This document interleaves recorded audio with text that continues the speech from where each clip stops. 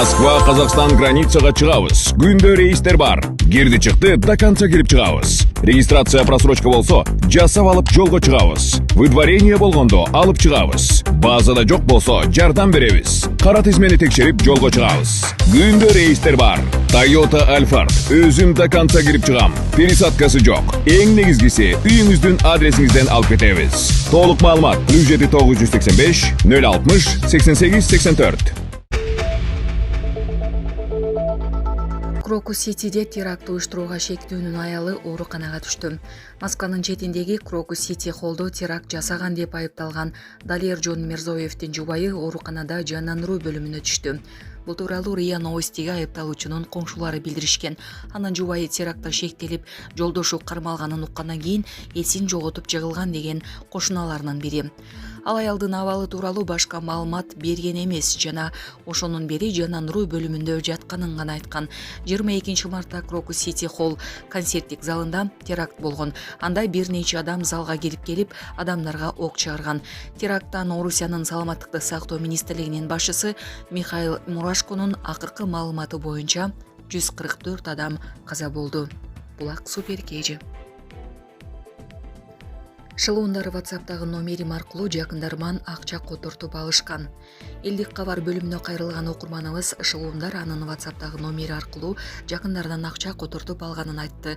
1 жыл мурун WhatsApp номеримди жоготуп жибергем. Бирок WhatsApp'ты ошол номерге алып колдонуп жүргөм. Жаңы номериме байлаган эмесмин.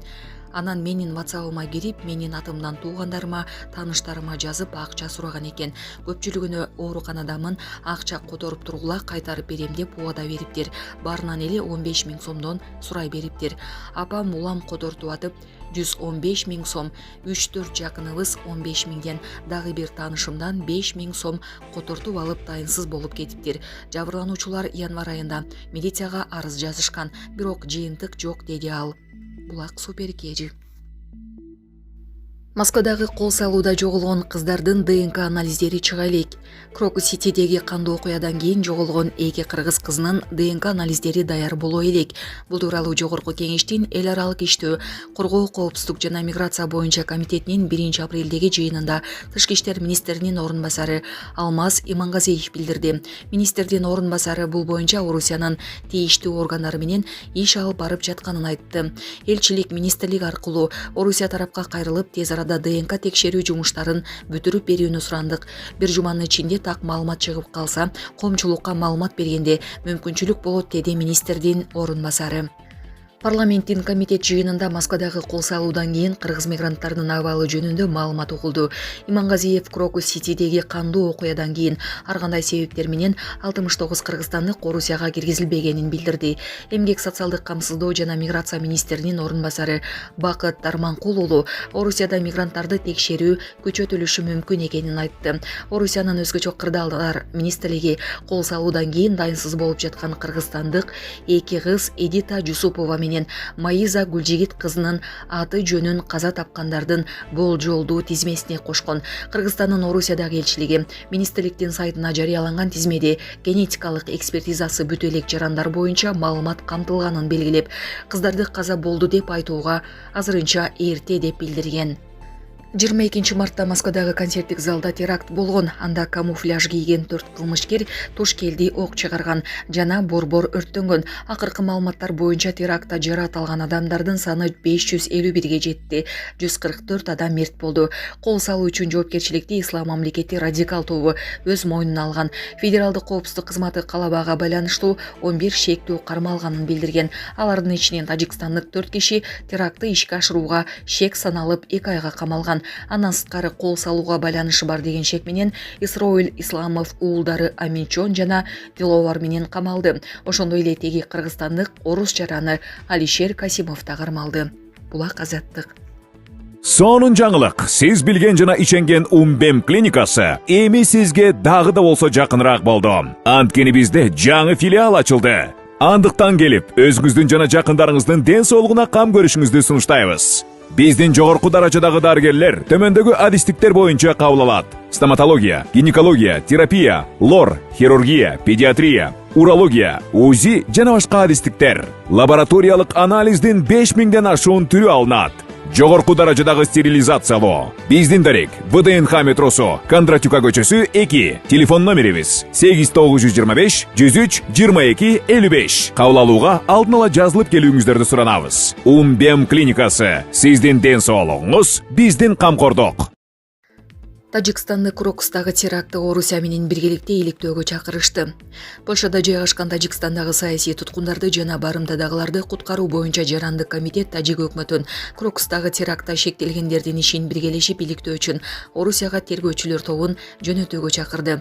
22 марттан бери Тажикстандын 8 жаранын теракт жасаган деген айып менен камакта. Негизги 4 айыпталуучу катуу кыйноого алынып, сотко жеткирилгени маалым. Кырмалгандар шектүү экенин жана алар үчүн жазаны сот гана аныктай турганын, калган бардык ээн баш аракеттер мыйзам ченемдерине каршы келерин эскертебиз деп айтылат комитеттин кайрылуусунда. Кайрылуунун авторлорунун айтымында тажик тарап өз алдынча иликтөө жүргүзүү жана шектүүлөрдүн укугун камсыздоо үчүн тергөө материалдары менен таанышууга тийиш. Тажик парламентинин депутаты Саид Жафар Усмонзода Азоди радиосуна өлкөнүн коопсуздук органдардын өкүлдөрү иликтөө иштерине тартылганы жана атайын топ Москвага учуп кеткенин билдирди. Комитет ошондой эле орус өкмөтүн Крокус трагедиясынан кийин тажик мигранттарына көрсөтүлүп жаткан куугунтуктарды жана кысымдарды токтотууга чакырды. 22 мартта Москвадагы концерттик залда теракт болгон. Анда камуфляж кийген 4 кылмышкер туш келди, ок чыгарган жана борбор өрттөнгөн. Кол салуу үчүн жоопкерчиликти Ислам мамлекети радикал тобу өз мойнуна алган. Федералдык коопсуздук кызматы калабага байланыштуу 11 шектүү кармалганын билдирген. Алардын ичинен тажикстандык 4 киши терактты ишке ашырууга шек саналып 2 айга камалган. Андан сырткары кол салууга байланышы бар деген шек менен Исроил Исломов уулдары Аминчон жана Диловар менен камалды. Ошондой эле теги кыргызстандык орус жараны Алишер Касимов да кармалды. Булак Назар Ньюс Кежи. Көз ачыктарды жарнамалоого тыюу салуу мыйзамы комитетте жактырылды. Бүгүн 1 апрелде Жогорку кеңештин социалдык саясат боюнча комитетинин жыйынында жарнама жөнүндө мыйзам долбоору биринчи окууда каралып жактырылды. Ага ылайык өлкөдө көз ачыктардын, төлгөчүлөрдүн жана сыйкырчылардын кызматын жарнамалоого тыюу салынат. Мыйзам долбоорун Марлен Маматалиев баштаган 25 депутат демилгелеген.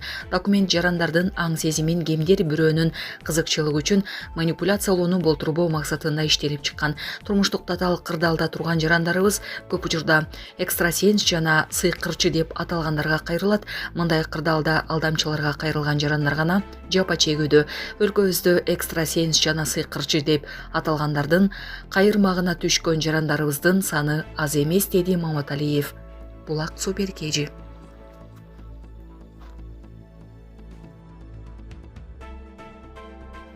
Камчыбек Ташиев мамлекеттин бир сомундагы жетирбейм. Өлкөбүздө жүрүп жаткан коррупцияга каршы күрөш багытында кимдир гана акыл үйрөтүп жаткан жок.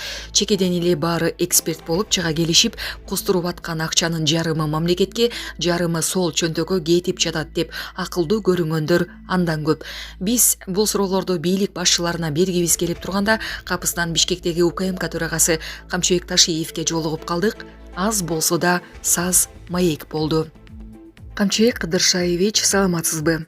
Акыркы 3 жылда сиз жетектеген улуттук коопсуздук мамлекеттик кызматы коррупцияга каршы күрөштөн мамлекеттик казынага 20 миллиард сомдон ашык сумманы түшүргөндүгүңүздөр айтылды. Бул акчалар кайда? Сиздердин мекемеде калдыбы же республиканын бюджетине кеттиби? Саламатчылык. Сиз бул суроого өзүңүз эле жооп берип жатпайсызбы? Коррупцияга каршы күрөштөн өндүрүлүп жаткан каражаттардын бир тыйыны да биздин мекемеде калбайт. Биздин андан бир тыйында алып калганга укугубуз жок. Баары банктагы эсепке түшүп, түздөн түз республикалык казынага которулуп турат. Жалпы ушул күндө казынага түшкөн каражаттар жөнүндө тактоо киргизип коеюн. 20 миллиард сом дегениңиз бир жагы. Бир аз эскирээк маалымат. Бүгүнкү күндө накталай түрдө 40 миллиард сом каражат мамлекеттик бюджетке которулду. Эгерде биз мамлекетке толук өтүп бүтө элек акчалай, ошондой эле ар кандай кыймылсыз мүлк, мал, унаалар жана башка түрүндөгү кирешелерди эске алсак, акыркы 3 жылда коррупцияга каршы күрөштөн түшүп жаткан сумма 100 миллиард сомдон ашып кетти. Сот иштери бүткөндөн кийин калган каражаттар да өндүрүлүп, түздөн түз казынага барып түшөт.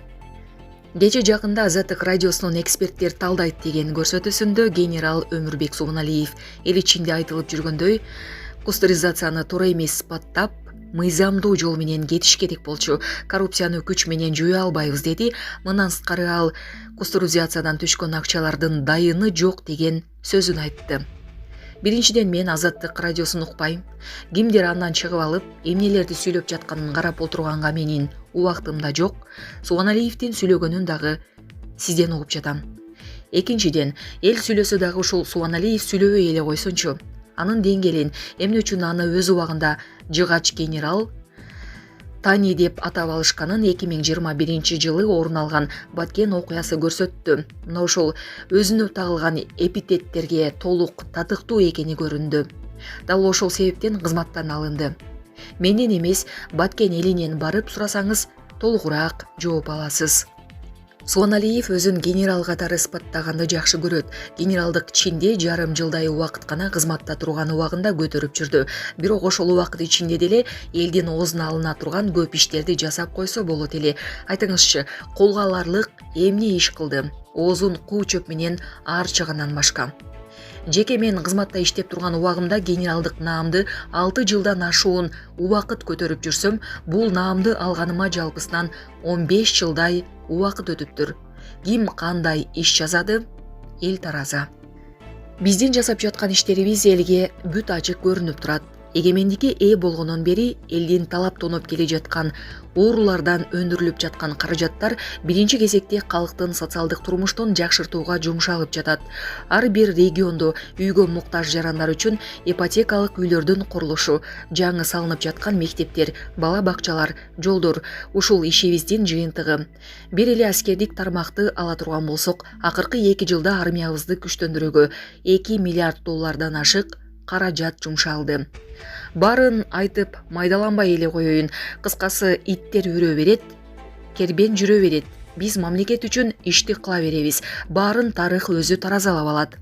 Жакында биз коррупцияга каршы күрөштүн жыйынтыгында канча акча түштү, кайсыл күнү түштү, кимден түштү жарыя кылабыз.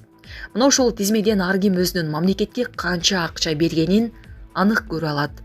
Бул биздин жарымын сол чөндүккө уруп, жырга батышат дегендерге берген жообубуз болот. Жеке мен турганда мамлекеттин бир да тыйынын сол чөнтөккө урдурбайм. Бир сомун дагы жедирбейм. Буга мен 100% кепилдик берем. Анткени дагы кайталайм, мамлекетти сүлүк курттай соруп келген оорулардан коомду тазалоо өтө кыйын болуп жатат. Азыр дагы тазалап бүтө албай жатабыз. Алар абдан уюмдашып кеткен. Мунун баары эл үчүн. Бир тыйыны калбай мамлекеттин, элдин пайдасы үчүн жумшалат. Күтүп турула. Маегиңиз үчүн сизге рахмат. Маектешкен Ильязбек Балташев. Булак 7 ТВ KG.